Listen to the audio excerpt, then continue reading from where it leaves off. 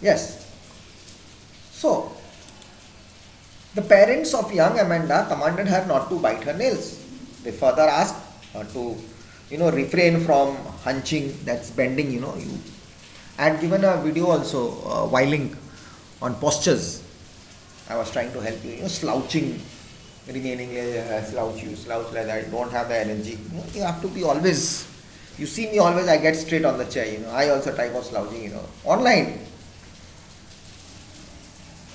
If this would have been in school, I would have been standing the whole day. I enjoy.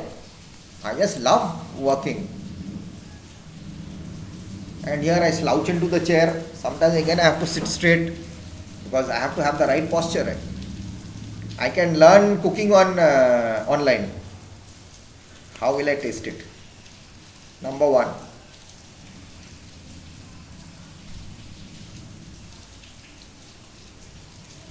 I can find a relationship on online.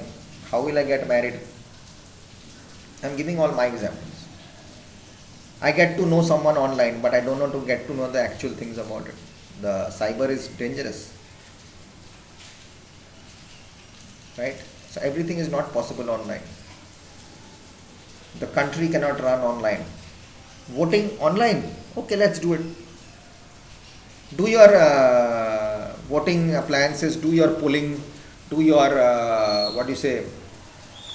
manifestation online. Do your speeches online. Don't go to the village. I'm telling all the politicians out here. Do miking with your online. Do classes like us. Give your speeches about your party online. We'll decide from here. We'll do our voting from here. We will decide this time for the country what is going to happen online, virtual. Integrity, we will learn online. Diversity, we will learn online. Cultures, we will everything learn online. How will we wear it online? How will we eat online? How will we taste online? How will we feel online? How will we cry online? How will we laugh online? Right? So it's like that. Whatever video calls we make on the phone, but meeting that person in person and talking to a person in front of you makes a hell of a lot of a difference. That's called feelings. Going to the school, we learn, we teach, we share, we make friends, we learn cultures, we learn our good points, we learn our bad points, we learn others' good points and others' bad points, we learn competition, we learn how to help, we learn how to share. Do it online. Rest is all up to you. Do the marketing online, do your cooking online, eat it also online. Don't eat at home. Do some online eating. Cut off this crap. It's all temporary. It's going to change.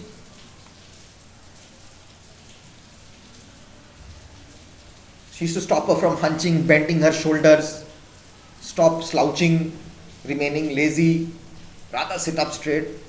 In the very first stanza, we come to know that Amanda is a young child who has some habits which are not liked by the parents. It's a child, yeah.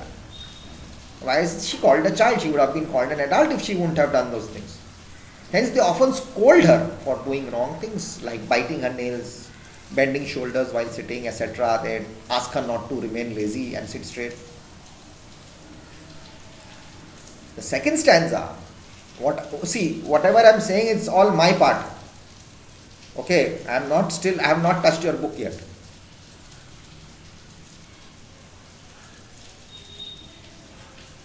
Amanda is imagining in order to escape. Each part she's getting scolded or she's being nagged and she's thinking about her freedom. So that's what Robin Klein has written. In order to escape from this daily taunt and scolding, Amanda imagines as if there's a languid, quiet and patient, an emerald, green color of the sea, that's emerald, in which she is a mermaid. If you look into the sea properly, it's always green and that blue, dark, black and all that comes, fictional water. and she's going to become a mermaid, a fictional water animal with face of a girl and body of a fish. As a mermaid, she imagines to be living alone, sole inhabitant of the sea, and drifting, moving slowly with the currents of water, blissfully and happily. No one there to tell me. Like it's my life, the way I lead. No one has got anything to tell me. I am peaceful, I am happy. I just love my life. There's no one to tell me anything. Except my job, except respected Chauhan sir, no one else can tell me anything. I don't listen to anybody. I listen to him because I work for him. Otherwise, I'll not listen. I don't listen to anybody. I do whatever I want as long as it's right in my thinking and I'm not hurting others. So I don't have that nagging part in me. No one is there with me, and neither do I nag anybody. So to give this, gives a bird eye view of what what a child thinks when she or he is constantly scolded by her or his parents. Little Amanda, or this little kid Amanda. I'll not say Amanda always. I'll just say this kid does not like the real world and thus imagines herself to be a mermaid living alone in the vast quiet sea and moving here and there without any restriction.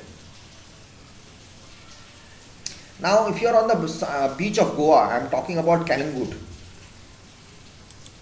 Kalingut beach is one of the busiest beaches in Goa. My favorite place, my favorite destination. I'm always there. Every couple of years after that, I'm in Goa. I have no friends there, but I know the guys who take me around. You get to hire bikes and jeeps and cars, and you can go around wherever you want. Goa is very good. Kalingut is one of the busiest beaches. You will hear only tourists, mostly from Kolkata and Bombay. Bombay is close by. Goa is the rest house for Bombay. Goa and Lonavala. Lonavala is the guest house of Bombay, and Goa is the guest house of Bombay. Just a night out. One night journey. So, overnight. But there are boats which take you to see dolphins. Dolphins don't come to public. Public has to go to dolphins. But if there are too many boats, you won't see any dolphins. So they take this silent boat, a sailing boat, which has a mast. It's going to take you through. It goes with a motor into the sea. Then they put off the motor and they put up the sail and it takes you deep. Once you are there, away from the beach, you see little people. You can't see them anymore. You see the land, jungle. You are in the middle of the sea. Arabian Sea is very calm, I have been inside the Bay of Bengal, I have been in the Arabian Sea. And there is suddenly quietness. Then only one nose pops out, one dolphin nose pops out, it makes some noise and goes back again. If you shout, see, dolphin, no more dolphin. They will not come up. They like peace. And in the Bay of Bengal, oh my God, you will never want to be in the middle of that water. Each wave creates inside the sea. Sometimes when there is wind, it goes to 10 feet, 10 and 11 feet height. It comes over your boat, it hits your boat, water comes in, again it drains out, and I have been there. And it's quiet. Not a soul there. You and your boat. I had been with 4 fishermen inside. My dad owned a boat in Gopalpur, so I had been them. They had just taken me, not for fishing. Fishing, I would have died. So I was very scared at that time of my part of life. So I didn't know so much about the water. I knew swimming, but I didn't know how to control myself in this huge God-made swimming pool. So I had been with them, and literally I was feeling sick and I was feeling scared. I was very unnerved. I wanted to come back because the silence was too much, Suddenly there's no way, only water and water. I'm not seeing the place where we have come from. There also I'm seeing only water and no land I'm seeing. And we had gone so far away. And it's calm, quiet, not a soul, no sound. You can hear yourself breathing only, nothing else. If you see the life of Pi, the tiger and that guy, so you'll see that movie, The Life of Pi. It's an awesome movie. You will come to know what is the sea, what is freeness inside the sea. So, the parents again scold little Amanda in the third stanza, in the third part. They ask whether she has finished her homework or not, whether she has tidied her room or not, that is putting the things in order or not, or whether she has cleaned her shoes or not. The lines shows us that she has not done her homework, nor cleaned her room, nor her shoes. She seems to be careless to her parents, who are quite frustrated and scolding her for being lazy and inactive. But here again there was questions. There are questions. Did you finish your homework, Amanda? Did you tidy your room, Amanda? They are questions. That means they are not sure if she is done or not. They are guessing. They are thinking that she is there. But here also we can say that she might be like that. Some children are different. They try to do their things according to their time. Again in the fourth stanza she becomes, that escape thing comes into her head, that she is wanting to escape, thinking in order to escape this harassment. Again this kid is thinking, if she is an orphan with no parents, oh my God, I'll be so happy, and roaming, wandering around the street. So it will be so good. Doing so, she would have made her hushed. Here it means inactive, or which are not in motion. Quiet, bare feet, dirty with dust. However, she loves being an orphan because the silence is golden and the freedom is sweet. Obviously, boss, freedom is damn sweet, but if you know how to control your freedom.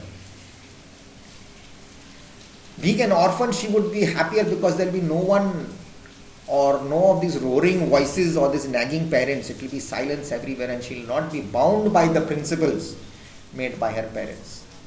Hence, she would be free.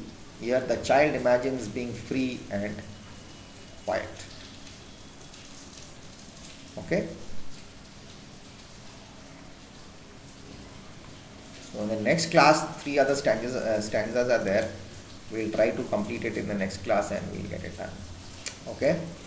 So till here it's okay. You must have understood what I'm trying to say, and it's of great help. So just take care, be good, and best of luck for your exams. In the next class we'll complete this. We have the stanzas in my type. I've written it. Let me check again. Yes, stanza 4 is left. 4 we have done. She's wanting to become an orphan again. Again, the parent is going to shout to her for that chocolate. Excuse me. Not corona, huh? Just a simple sneeze. Dust. I'm allergic to dust and this atmosphere. This, when it becomes gloomy or something, I start sneezing. Then she's wanting to be in that tower, and then in the final stanza, she's immediately asks her to stop sulking and all that harassment. The poems, very torturous words. Parents are always you become different, so that's what it is all about. So we'll come back and finish it in the next class. Till then, you read the poem properly and try to solve as much as you can. After that, I am there. The notes part, I'll also give it to you. Yes, next part I'll narrate the notes and you can write it down. Okay? So take care. Bye bye. God bless. I hope I was of some use about this kid. It was helpful, right? I know.